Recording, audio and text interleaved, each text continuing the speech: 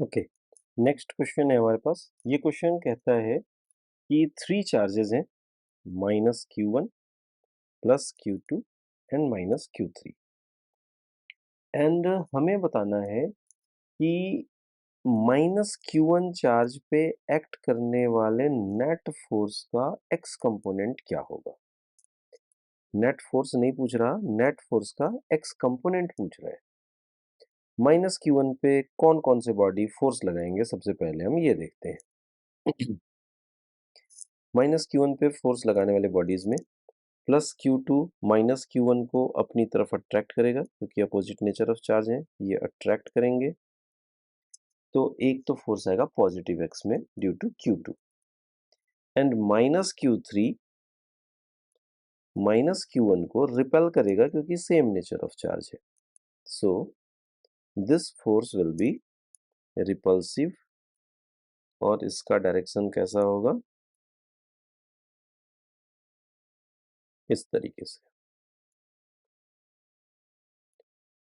सो हमारे पास दो फोर्सेस हैं, एक फोर्स टुवर्ड्स पॉजिटिव एक्स और दूसरा फोर्स पॉजिटिव एक्स के साथ किसी एंगल पे है।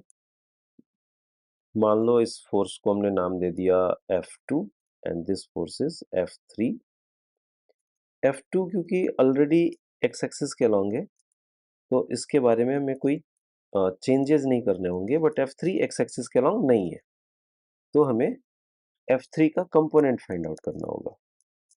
यहाँ पे F3 का डायरेक्शन हम अगर चेक करें तो हमें वर्टिकली अपोजिट एंगल दिखता है।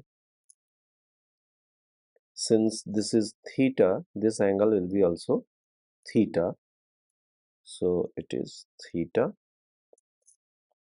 F3 का y component, F3 का y के साथ एंगल थीटा है, so y component will be F3 cos theta and x component will be F3 sin theta.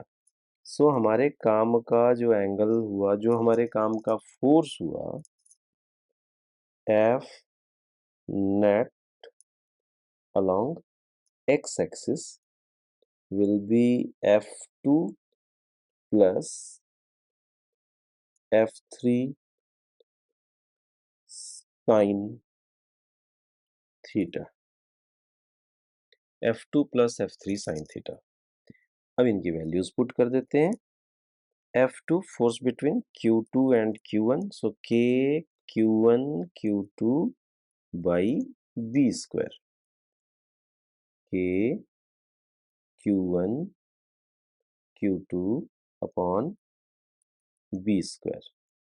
F3 sin theta, F3 sin theta भी positive X में ही होगा, so they will be simply added and F3 sin theta की value कैसी दिखेगी हमें?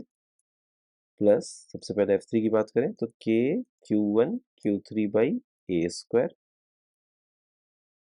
K Q1 Q3 by A square, that is F3 into sine theta. इसमें आप चाहें तो K Q1 कॉमन भी ले सकते हैं, तो K Q1 अगर मैं कॉमन लेता हूं तो it will look like Q2 upon B square plus Q3 upon A square sine theta. This is our final answer.